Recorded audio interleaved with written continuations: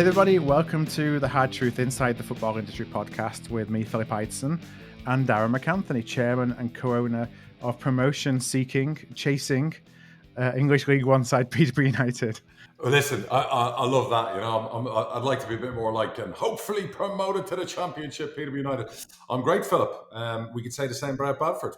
Promotion chasing Bradford. Yeah. So you love Christmas and Easter in football, don't you? Because the games are like thick and fast, and you know, you've had a good Easter weekend football-wise. 4 points, was it the two games? 4 points. We beat Forest Green and we drew away at Stevenage yesterday. Yeah, and obviously we had 4 points to win away at Fleetwood, and then obviously the big TV game yesterday. I had the pleasure of watching both games simultaneously, thanks to the posh game being on ESPN over here. Yeah, I had it on ESPN Plus on my TV in my office. But I was disappointed with how we started the game because they dominated us in the first half in midfield. And when I say dominated possession, our goalie didn't have a save to make. So, you know, I felt like our back line pretty much handled them the whole game. I think they had 28 crosses into the box, and our goalie really didn't have much to do. And if you were going to say who's the busier goalkeeper, I'm sure even watching as a third party, you would agree the Sunderland goalie was a lot fucking busier than our goalie. So we didn't, you're trying to win promotion, you want your lads to come out of gates and get at them. We didn't do that. Come out after half time, a few changes. Finally Brown and Dembele are in, and maybe it was a different game if they both started. And we got one up. And then we got 2 golden opportunities after going 1 up. And that's why you pay the big bucks for players. So, and if Alan Swan's listening, don't go hammering players in the paper and, saying that I'm having a go because, we've got a few games left and let's just keep things positive. But you'd like to think players of the ilk that we have and the money paid that they would, put them away. And unfortunately, we didn't get that second goal. And then we've done a stupid fucking foul on the edge of the box. McGeady, 80% of the goals left open. Yeah, you could see it coming. You could see, what was going to happen, and I knew it. And we got away with one earlier, and then we kind of went in our shells, and they kind of ran all over us the last 10 minutes. So is it a fair result? Probably. They'd be disappointed if they lost. We'd have been disappointed if we lost. But chances-wise, we had the best chances. Because like I said, our goalie really, I think he's had 2 shots on target to save, and one of them's a goal. But we know Sunderland are a good League One team. But you play what's in front of you, and there's a lot of good teams in League One, and everyone's thinking, oh, missed opportunity, and yeah, there's regret. I'm sure the manager and the players are waking up today full of regret. The manager's probably thinking, could I have picked different players? Could I have done this? The players are thinking, could we have started stronger? Could we have got a second goal? It's gone now. It's done. I said to the manager last night, I said, look, we can moan, we can cry, we can bitch about what if, should have done this, could you, would you? You got 7 games left. Here's the thing. If you want to win promotion, you're probably going to have to win 6 or all 7. And not only that, you're probably going to have to score some goals. So hell for leather, you got to go for it. And if we fall short, we fall short. And hopefully we find our form in the playoffs, if that's where we find ourselves, and we do the business there. But, we've waited a year for this. The players have waited a year after what happened last year. It's up to them now. And the way I look at it is you have to enjoy it and embrace it. I actually wasn't that nervous yesterday. Usually I'd be a fucking nervous wreck. I'd be hiding under the desk. I'd be, one eye open, one eye closed. But I was like, I didn't feel like, oh my God, we're playing Sunderland or we're playing Hull and they're going to beat us all over the park. Because I feel our team is as good as any team in League One. I feel man for man, people are going to be more worried about us. I'm sure there was a collective sigh of relief from Sunderland when Dembele was named on the bench. Yeah, especially at home. Yeah, at home, and we're the best team in England at home. So, and to be fair, they were moaning about the pitch, but that's the best the pitch has been for a while. The ball didn't bounce badly.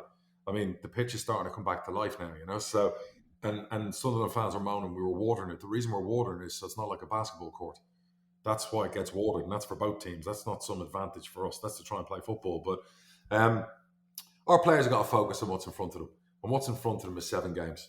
And if you want to be championship footballers, go and win the 7 games.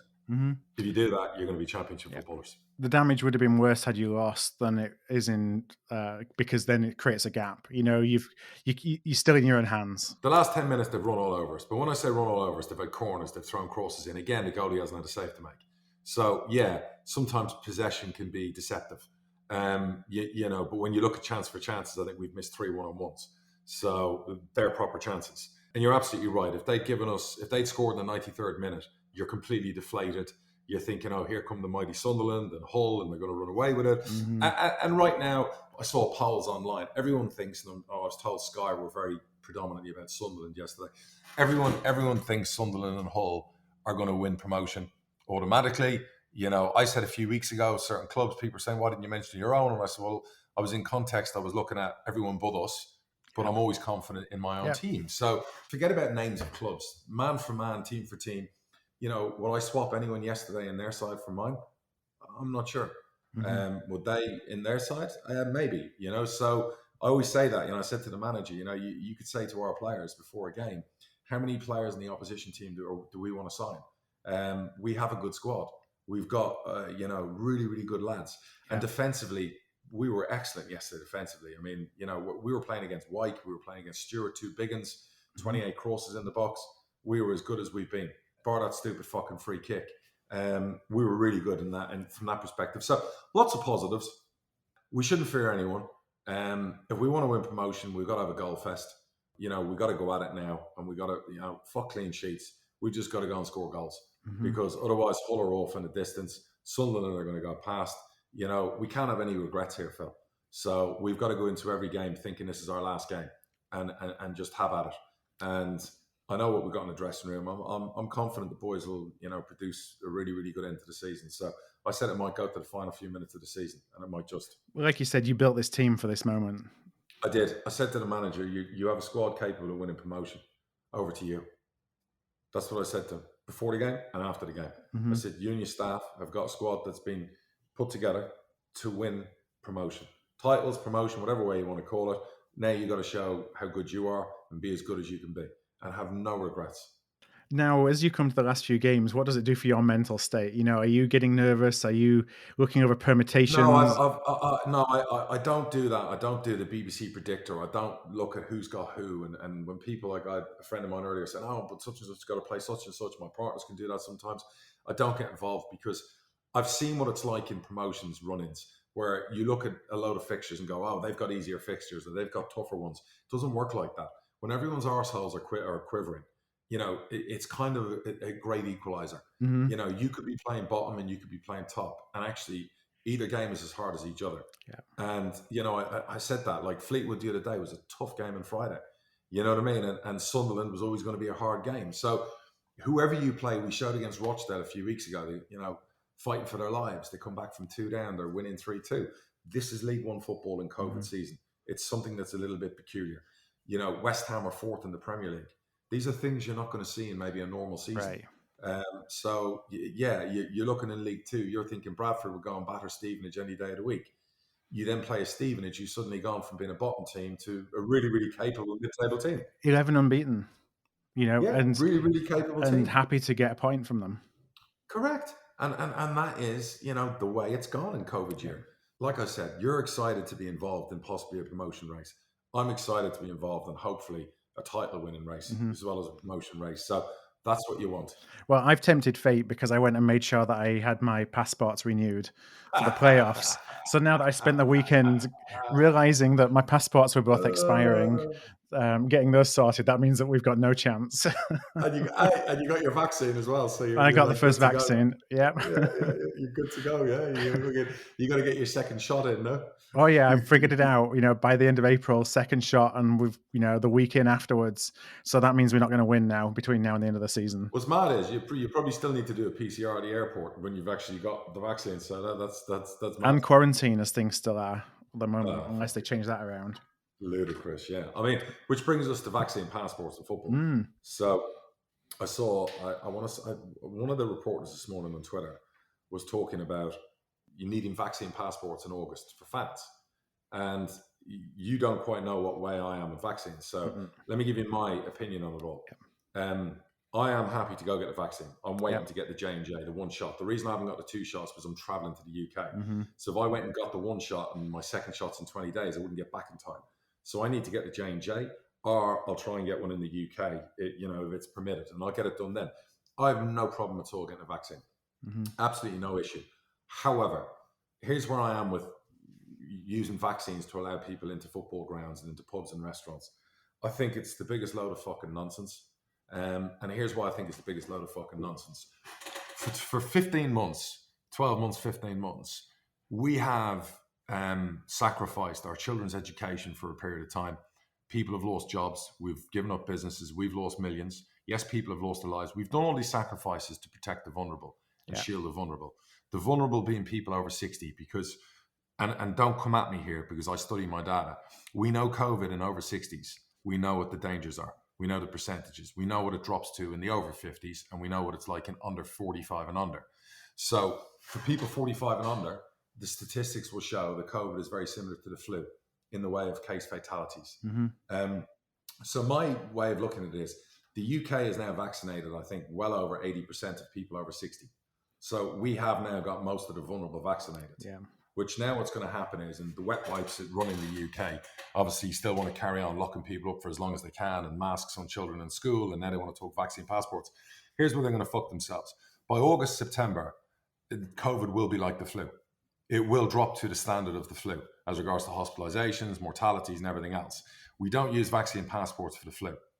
And if you're telling me somebody age 45, 50 needs a vaccine passport to get into a football game, and worse, he needs to bring his 3 kids 2 days before to go and test somewhere to be able to get into it. Do you know how many families will not bother going to a football game, Phil? Right. You know, because you really want to traipse 2 days before a game and get your son, your kids, PCR tested to get into a football game. It's going to deter a lot of people from going. So it's not fair. So you've now protected the vulnerable. You've given all this up for a year, and now you're being punished. When you're in an age demographic where really the flu is probably more dangerous than COVID, now you need a COVID passport and you need tests for your children. It's the biggest load of fucking nonsense, and it encourages that nonsense. So what I say is very simple. Have at it come August, normal life. And if somebody over the age of 60 or 55 has not gone and got a fucking COVID shot or a vaccine shot and whatever else, and they go and get COVID and have serious repercussions, that's on fucking them. I don't want to sound heartless, but it's on them. Because everyone I know over the age of 50 around here in Florida, everyone in my personal network has had a vaccine shot. So they've gone and got what they needed to do. If you're one of those people who thinks you don't need it, and by chance you go to a football game and you catch COVID, that's your problem. No longer should people under 50 be having to sacrifice for you when you could have had a COVID shot months in advance. So that's how I feel on it. That's where they have to be. If they want to go out and insist everyone over 55 has to have a COVID passport because of the mortality, case fatality rate being higher in those people and a bigger chance of dying, okay, fine. But stop punishing people who this virus will not have an effect on. Let them people live their lives. Let them people go to football games. Let them go to pubs. Let them go to nightclubs so that part of their life isn't queuing up for a fucking PCR test 2 days before. And there's nonsense in the UK where they're going to pay billions to test healthy people twice a week who have got more fucking chance of falling off a roller coaster than dying of COVID. And don't come at me and say, but they're going to infect older, vulnerable people. No, older, vulnerable people should have had their vaccine shot. And if they fucking didn't, that's their problem. All right? People have given up a lot to protect those older people. And rightly so, and we did it. Now go get the vaccine. You know, my dad's had it, you've had it, lots of people around me have had it. Everyone in my club over the age of 50 has had that vaccine shot. So they're not in any danger. We've seen the data, the statistics, the efficacy. We don't need fucking COVID passports. It's fucking ludicrous. But I am pro-vaccine, just so people know. I'm not an anti-vaccine. I am pro-vaccine. No, and it makes complete sense, you know, that people, if they want to be anti-vaccine, that, you know, they face the consequences of being that, you know, not everybody else faces any consequences. That's on them. That's on them. That's on them. That's on them. 100%. The only thing I think about is when it comes to international travel. So not necessarily when you start talking about things like quarantine and that stuff, you know, if you had a vaccine passport as you're traveling, much like when you go to Brazil or you go to India or you go to a variety of different places in the world where I have all these yellow forms with everything. Incentivize me. So if you say to me, as long as you have a vaccine passport, you don't have to quarantine, you don't have to PCR test. And by the way, any child under 16 doesn't need to either that's with you. If we can get to the point where people aren't worried about 15 and 16-year-old or 14-year-olds and 12-year-olds spreading coronavirus to older people because older people are vaccinated, that takes out the whole nonsense. Because right now, if I travel, it's great. I've got my vaccine once I've had it. And if I don't need the PCR, brilliant. But my 3 fucking children still need the PCR. So I've still got the ball ache of fucking PCR testing the 12-year-old. We're traveling to Dubai. Dubai is 70% vaccinated. So even if my 12-year-old walked in with fucking COVID, we know she's not that symptomatic. where she's spreading it. We know that already from the data. And who she's spreading it to of all the people vulnerable are vaccinated. So can we keep getting told to follow the science. So can we follow the science? Your pals, the Democrats and everyone on the left is like, follow the science, follow the science. And then they come out and contradict the narrative over and over. And that's what's frustrating. Don't even get me started, the idiots on the right, who don't believe in it or whatever else. But stop with all the nonsense. That fraud Fauci is the worst for it. Now you've got a CDC director who's crying on TV about impending fucking doom 2 weeks ago. And the 2 weeks since, the mortality rates dropped to the lowest in 12 months. She's a fucking moron. What's interesting about that is then you see CDC yesterday, going off topic a bit, but you see the CDC yesterday saying, you're not going to catch anything through surfaces. So all this is theater. Correct.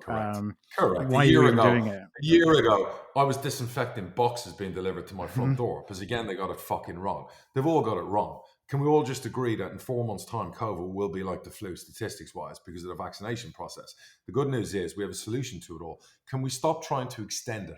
Sage in the UK want to extend it.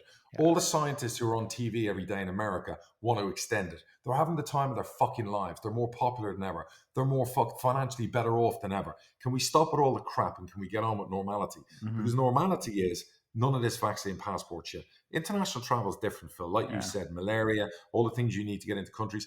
If that's what countries are like, let's do that. But don't punish children that they have to still PCR test. And can we do away with masks in school? Because every one of my teachers in my kids' school has been vaccinated. So why my fucking 12-year-old spending 9 hours a day in a fucking mask is ridiculous. Ridiculous. Enough already. All right, let's go back to some football. That was football. Well, it was. And then we got into COVID and we bring it back to some football on the field. Sorry. I had to go on my wet wipe rant. No, I mean, it's important because we're talking about opening up Wembley. We're talking about the Carabao Cup. Absolutely. We're talking about the Cup semi-finals. Bring it we're back. Talking about season tickets. You're back. talking about PCR tests for kids to go to games is insane. It's ridiculous. It is insane. You must agree with that's insane. Oh, yeah. It's ridiculous. And it's insane. Yeah, it costs a fortune as well. Maybe in England, we're going to give it to free or whatever. It's still ridiculous because people... Someone said today, Phil, sorry to interrupt you. No. Use the money that they're going to spend wasting on young people, healthy people testing for cancer. Right. Use it for improving the NHS. The NHS, we keep hearing, is always under pressure. It doesn't have enough doctors. They don't get paid enough. UK's got the worst mortality rate in the world. So there's obviously an issue with whatever way they treat COVID. So use the money to good effect to make the NHS as good as it can be. Stop wasting billions on pointless fucking tests for a load of fucking runts under the age of 15 who aren't really going to spread or hurt anyone with it. 100%. Because people that go to games, it's going to be the people who are the most, the ones that will go to everything, whatever. It's not going to be a family that just take their kids along. They want to do something recreational on a Saturday. You're going to just keep all those out of the game. So, yeah, completely agree with that. Yeah, we're going to kill a generation here because there's going to be loads of parents who won't want to go through the hassle of going and registering their kids and getting them tested. So, not only that, by the way, I mean, you do realize you keep sticking these things up kids' noses every 7 days. Do you know what happens to the nostril? I was staying in a hotel in Dubai, and God bless the butler. The previous people who stayed in the villa I was in, they insisted the butlers were tested every day. By day 20, his left nostril was falling apart, and he had to take 3 days off because he couldn't do it anymore. You want to do that to children every week? Sorry, but we talk about human rights and we talk about all those things. Anyway, so good news is Carabao Cup fans, FA Cup fans, Euros fans, events back. We as a civilization have to plow forward. And even if these idiots, draconian morons in charge and wet wipes, you got to get rid of them next time you can vote for them. So we're seeing it here in Florida. It's never been a better place to live. We saw Texas the other day, the full crowd at their opening baseball game. So that was good news. So there is a certain amount of normality being forced back over here in America. Are the clubs going to have any say in what it looks like as people come back into ground? So are you just just told what's going to happen? It'll be forced upon us. Again, we're going to be told how we can earn money. Like the government for 14 months have stopped us earning like legal trade without any help. They're just going to turn around and tell us because that's what they've done to everyone in the UK, right? You can't do this, you can do this, you can breathe, you can walk, you're allowed out of your house, you're not allowed out, cancel Christmas. That's the society we've lived in for 12, 14 months. That's the one we've allowed. And that's something that can't continue any longer. Yeah, and seeing Boris yesterday after the games, you have all that data, like you say, you're expecting them to basically come out and have all these concessions, and this is how we're moving back to normal. And it's still just, we're still afraid of this, we're still afraid of that, we're still afraid of He's run by Sage. like Basement Biden, the real president Kamala Harris. They're run by the CDC and Fauci and Co and everything else. That's who they're run by. That they're run by the school boards. They're run by special interests. It's in their interest for this to continue. And I think in America they'll try and push it for another 18 months to the midterm votes come in because they want people at home doing mail-in ballots and votes. It worked last time. Why would they change it up? That's what's going to go on. In England, Sage very much are playing a predominant role in Boris Johnson's thinking. It's like they've got him on strings. And really what you want is you want someone brave, basically, to lead and come out and go, look, we're here now and we're going to open and there's going to be a certain risk, but nothing is risk-free. But if we're going to get normality back, we're going to have at it and go at it. And that's the way it is. So let's see what the coming weeks and months come. The one thing I'm convinced about for people listening, the data and the stuff that's coming in is basically showing this is working. And it's going to make all these fools look like fucking Muppets. Israel's already on the other side of it. You've seen it here with like mortality drop off the face of the earth. Yeah, there's infections. Yes, there's some hospitalizations. But, I've also seen the therapies they've now got, which I'm amazed they haven't got in the UK. There are more and more people now, even with severe COVID, with the therapies they have, where they're pretty much not curing it, but improving them and getting them out of hospital. So it's at an end, Phil. This is at an end. Coming back to the Premier League, seamlessly segueing to on the field, I did want to ask you about, you were talking about crazy results earlier, and this being the COVID season where just weird things happen. West Brom. Yeah, so how did you know I was going to go there?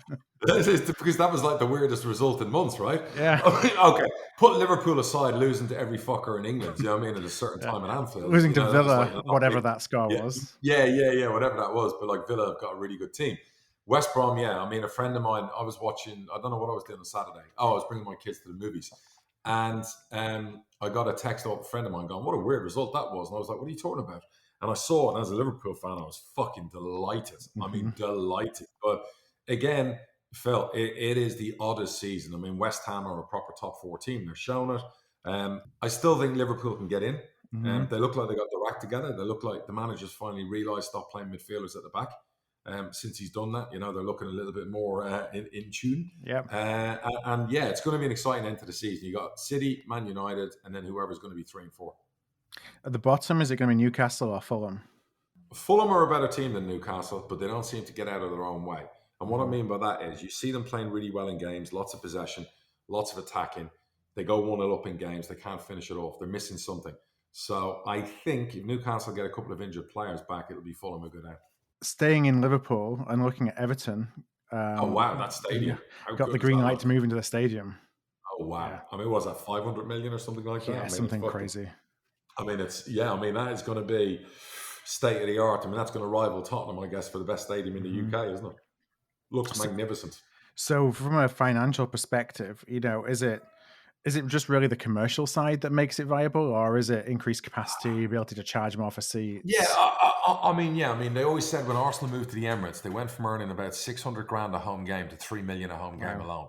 And I think, they had such a great naming rights deal that they paid the Emirates deal. It took like 5-6 years, but it got paid back. Wenger always argued he didn't have the transfer funds because of it. But I guess Everton look at it and go, that old Shaq Goodison right now, it's like a League One football game. Yeah. And I guess they look at it and go, they're going to probably earn 4 or 5 times more money per game. And, are you ever going to get 500 million back? Look, when Jerry Jones spent $1 billion on the Dallas AT&T Stadium in the NFL, everyone said it was ludicrous. But if you look at the revenue of Dallas and the value of the team's gone up in value $2 billion. Yeah. So insane, he's already ahead. It's insane. So, you know what? 500 million? Yes. Everton could be in 10 years' time. Stadiums paid for. They're in the Champions League. They're a force to be reckoned with. They're getting big crowds, and Liverpool could be envious of that stadium in 10 years' time. Yeah.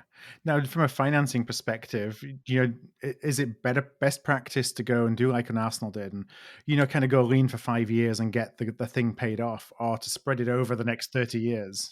I don't know what their own stadium is worth at the moment. You factored that in because that will become houses and real estate. Yeah. You will obviously go and do a naming rights deal because Goodison doesn't have a naming rights. So what I would imagine, let's say you went and got a Visa. And Visa paid 300 million over 20 years for the rights to basically have the Visa Stadium.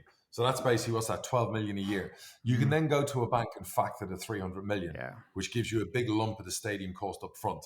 Then obviously there's going to be some third-party finance. whatever. The money's there to be done. Yeah. So it can be done. So, Everton are in good shape, and, I'm not sure they're going to finish top 4 this season. I think they'll be top 6. But, they've got a world-class manager. So, our neighbours are going to be a bit noisier than they've been before. That's for sure. Yeah, is that good for the city of Liverpool? I think so. I think that's good for the city. I think Liverpool's a vibrant city. I think it's got potential. I think, you get a stadium like that in there, where it is and where it's located and the infrastructure around it. I think it'll be a beautiful part of the city. I want to go down to the Championship, and Yep. Championship clubs received £117 million loan from MetLife. What are your thoughts on, why would MetLife get involved in this in the first place? It's kind of interesting to see it coming from an outside financing. No, they've obviously done it a factoring way, which I've been saying we should have Yeah. done a year ago. They've obviously gone to MetLife. MetLife have given them 117 million, and MetLife are probably getting 130 back. So really, for MetLife investors or the people involved, it's a no-brainer. The money's guaranteed. It's against the Sky deal, I presume. It's against Premier League solidarity money. There is no risk for MetLife. It's a simple transaction, Phil. I need 100 grand off you. There's my guarantee to give you 120 back. Yeah. And it'll take 12 months. Now, if you and your wife want to make an easy 20 grand and you don't need the 100 grand, your decision. What do you want to do? It's a no-brainer. So that's something that we should have done a long, long time ago and probably still need to do more of. Yeah, it's going to be interesting to see how they divvy that up, whether you're going to get equal across teams or whether it's budget-based or if people can just tap into it whenever they want to. Who knows? I don't know the ins and outs of it, the detail. It's been relatively quiet, the detail and all that. Right. It seemed to be, there wasn't a great deal of fanfare about them getting it. No, I haven't really read articles. I haven't seen a statement on it.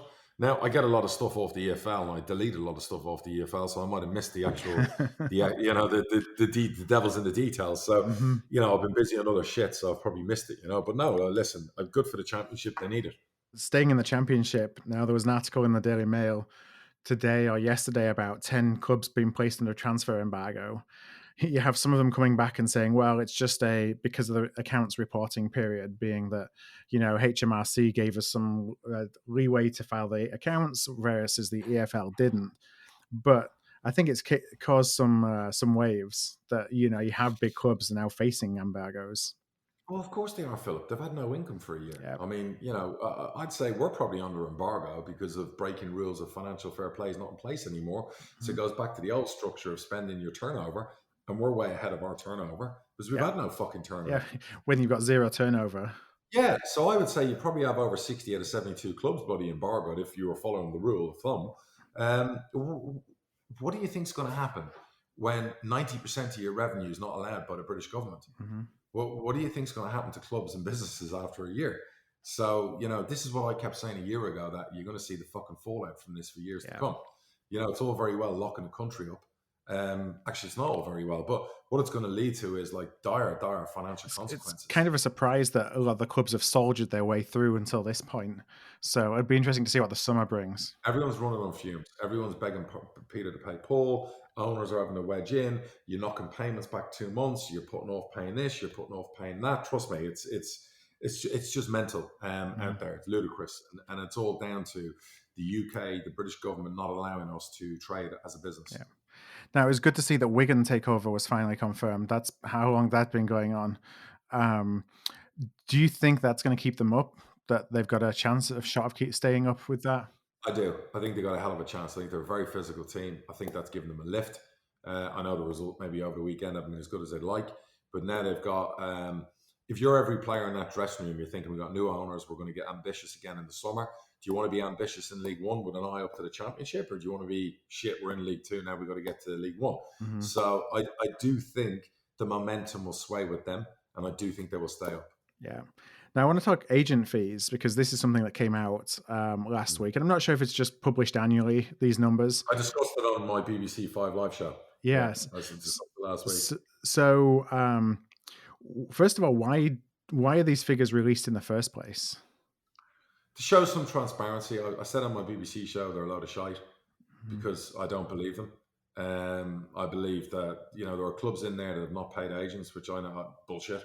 And again, I don't want to sound like a conspiracy theorist or whatever else, but I know the system. I know everything that goes on in football, and there will be a lot of money being paid to agents that just hasn't found its way into official auditing. Right. forms. It didn't come up on So the ledger as an agent fee, so it's hidden somewhere else. no, so whatever you're seeing in the football league, probably double it. Mm-hmm. And now, is that a worthy investment for a football club? It's a necessary evil. We paid out a couple of $100,000 in agents' fees. Mm-hmm. Part of that would have been signing £1 million players like Schmoddix and £1 million players like Clark Harris. Yeah.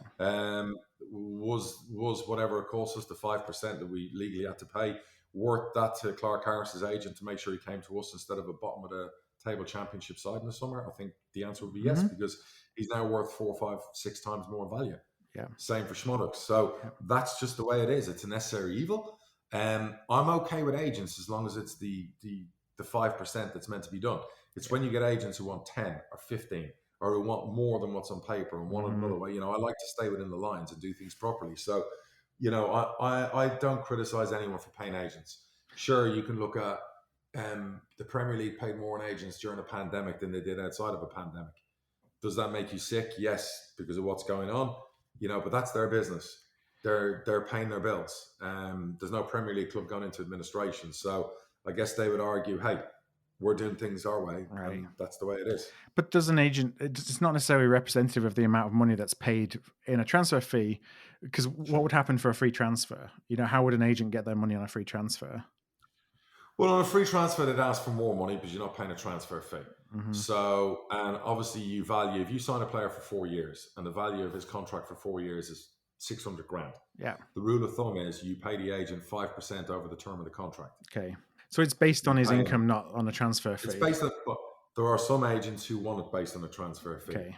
I've never gone down that route. I've never agreed with it. But then again, I've never spent 4, 5, 6, 7, 8, 9 million. Yeah. So I guess the higher you go, you're shopping in Rolls Royce garages as opposed to BMW garages, and there's all sorts of different terms and frills that come with that. Mm-hmm. So I guess if you've got to sign a Mbappe or whatever else, and you're paying 200 million, I would imagine the agent's probably getting an extra 20 million plus he's earning off the wages. Mm-hmm.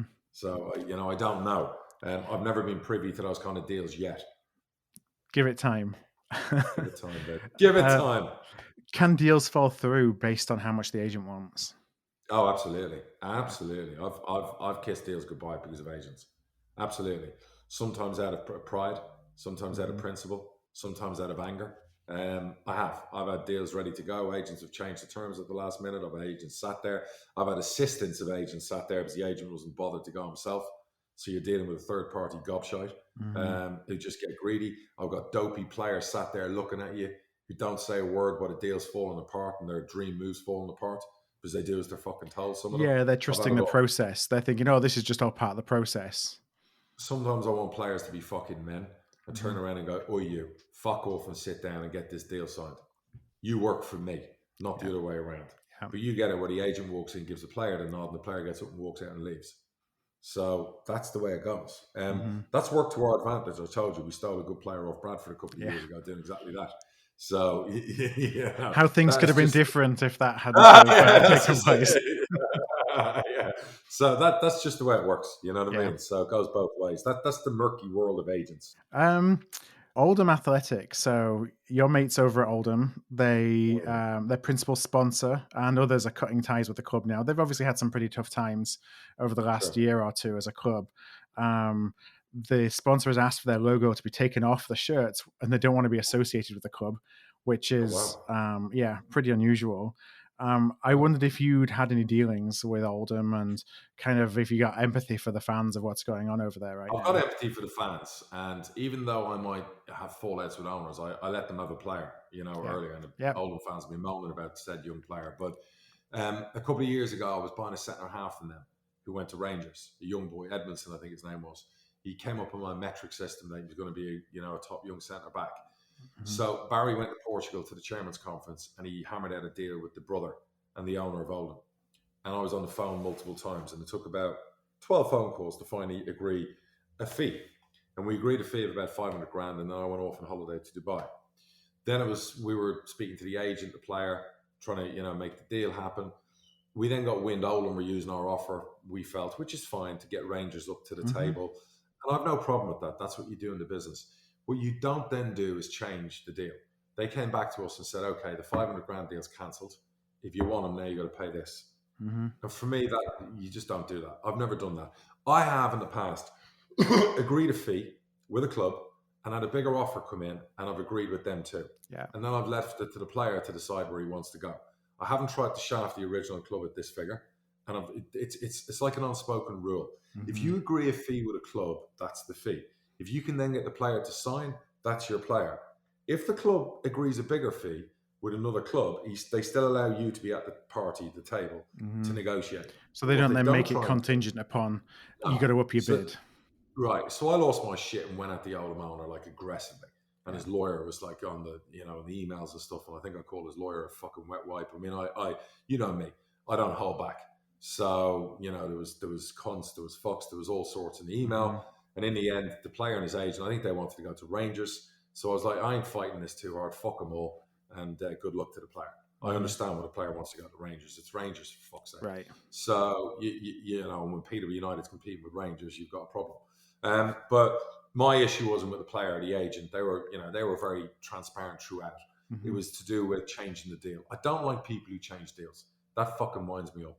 And like I said, so that was my dealing with them. I feel for the fans. It's a great club. And no doubt, I don't know what he's doing there or who he is. I've never met the guy. I'm just talking about dealing from phone calls, emails, and Barry having meetings. So, is what it is. I've moved on from it now. There are lots of owners in the Football League I fucking can't stand. Is there kind of like not a secret club, but there's, you all know each other. You're all engaged in negotiations and chairman's meetings and all that kind of stuff where you kind of get cliques of chairmen who, you have your chairman who you get on with and you don't the others and others are the same. Yeah, you might have cliques. Look, I am who I am. There was a League One chairman this season I fucking, called out and said, next time I see you, I'm going to knock your fucking head off. Because I didn't like the way they operated in the last 12 months, going behind my back and making comments and sneering, and actually did it with my partners. So, I told that chairman's manager, because I didn't have his number, you tell him next time I see him, I'm going to knock him fucking out. Because I am one of those people that's transparent, will always tell you how it is, whether you like it or not. And I don't like two-faced, sneery-eyed fucks. Do you know what I mean? And unfortunately, there are a few of them in football. That's just the way it goes. Before we go to break, obviously, the hardtruthbusiness.com is taking off. The community, it's growing. And for those of you who want to sign up, go to hardtruthbusiness.com. We had our first Zoom-a-thon call last week with the 100-plus members. We had people investing for money for their business. People asking questions. You got professionals on there. You got job people on there. This is something that if you can afford a few pounds a month, you should be signing up for. Go to hardtruthbusiness.com. It's an absolute fucking bargain, and I'm loving being part of the community. I put videos up all the time for the members. Yesterday I was talking to the members via the community thing and answering questions. So it's really, really good, beneficial. Yep, hardtruthbusiness.com. Well, we got one question that came in, so rather than take a break, I'm going to go straight into the question. Yeah, let's do it, baby. The question that we got from Michael is, what do you look for in a director of football? What makes a good one, and what does the job entail? And the context is, he's seeing a lot popping up in non-league, and just wondering if kind of a director of football role, if all football clubs now are starting to look for a director of football, whatever the level, and if so, kind of why and what's involved in that. Maybe. I was listening when I did my BBC show last week. We had the Bolton manager on, and he spoke about that they got rid of their director of football from the summer because he felt that all the recruitment was wrong, and he took it over himself. So it works for some clubs and maybe not for others. Look, I'm a big proponent and fan of a director of football. I've got the best in the business working for me. People say to me sometimes, do I need experience? Look, you do really to do the role in the Football League. If you can start out in non-league and you've worked in scouting and you've worked in coaching and you've been involved in the game and you get a chance to take on that role, great. You got to get some experience on your CV. What do I look for? I've been asked this many times, and I've done coaching courses for young people who are doing courses, and I've answered these questions. I want a director of football who can learn from me for 12 months, who can basically be a sponge. I want somebody who's into analytics. I want someone who's a good eye for talent, who can control the scouting network, who can work and liaise with the first team management team, who can work with the youth team academy as well, because it goes across the board. Somebody who's not political, somebody whose loyalty is to the football club first and foremost, somebody who's not ever a threat to the manager, because that's really important. A manager can work with that director of football, and somebody ultimately can report to me. And that role and that job is a full-time job. And that's something you work at 7 days a week. Your network has to be incredible. You need to get in and know everyone at every football club, because you need to be able to call. If I say you need to call Oldham on a Friday night, you need to know who you're ringing. Yeah. Not just leaving a message, actually getting someone. Yeah. If I say I need you to get 2 tickets to a game at Sutton for 2 of our scouts, you need to be able to make that happen. You need to make sure there's a reporting system in place for all the reports, the analytics that come in, who gets it on a Monday. And you've obviously ultimately got to be responsible in drawing up lists of recruitment at the end of each season in unison with the manager and the club's philosophy and policy. So there's a lot that goes into it. It is a full-time job, but it's an exciting job for someone. So it is happening more and more in the modern game, and I think all good clubs should have it. And if Barry retired, God bless him, I don't think he ever will. It would take me a while to get a good one, and I would definitely have to break them in for a year, and they would have to basically piggyback me and mirror me for a year as we get through it. Where would you even look? Because, you talked about you need the football knowledge, you need the organizational skills. I mean, there's a lot of different elements to it, not just an ex-player who knows some people, It's negotiation skills. Yeah. They have to know agents as well. They have to be good at negotiating. They have to be good at buying players. If I say I want to buy that player and that's what I'm going to offer, okay, get on to Grimsby, get on to whoever, put the deal in. That's where Barry's very good. So where would I look? I would obviously put it out there. I would have a lot of people apply. I would probably look for somebody who's worked in football, preferably who's maybe a player or coaching, has that knowledge straight away. I would keep an open mind. I would definitely interview people with no experience, because I believe in finding gems. And I could do the same in director of football. Some of my ex-scouts have gone on and got recruitment jobs and head recruitment jobs at other clubs in non-league, as I've said. So that's just from the benefit of working with me for a year. It would take me a while, but I'd find the right one. I wouldn't rush the process, because it's a fucking critical role at our club. Are former managers in a good spot for that? Or because you can look at it both ways. Either somebody who's had the management track and now they're just looking for something, and I use kind of air quotes of cushy or easy, or some that just have the right skills that can take that on. Problem is, managers always pay over the top because they always want a player, so they'll always pay over the top. And sometimes they can be too close to agents. Sometimes they can, their appetite's too big financially. So maybe you want someone with a bit more savvy, who's not as what's the right word, in the heat of the battle, being with agents and other clubs. So, but yes, managers could be good directors of football, no doubt about it. They'd have to be a special one. And some managers might look at that and have done it after their careers ended. It hasn't ended well for a lot of them I've seen. They come and go. So it'll be interesting. Dougie Friedman at Palace has done the job. Barry Fry's obviously won. I think the guy Hill at Sunderland, who was there before, he was a manager before. So there have been quite a few. But it's a very unique role, and it's a specialist role. All right. Well, with that, let's wrap up for this week. Want to thank everybody for listening as well. As we mentioned before, if you're interested in the business podcast, Darragh and I are going to jump on and record that one next. So if you want to hear that, you got to be a member of that community. Go to hardtruthbusiness.com and check that out. That's just £12 a month. For questions for the football pod, you can go to hardtruthfootball.com/contact, or send us an email at contact@hardtruthfootball.com. We love your questions, so keep them coming. Until next week, thank you very much, everyone, and we'll talk to you soon. Thanks, guys. Take care.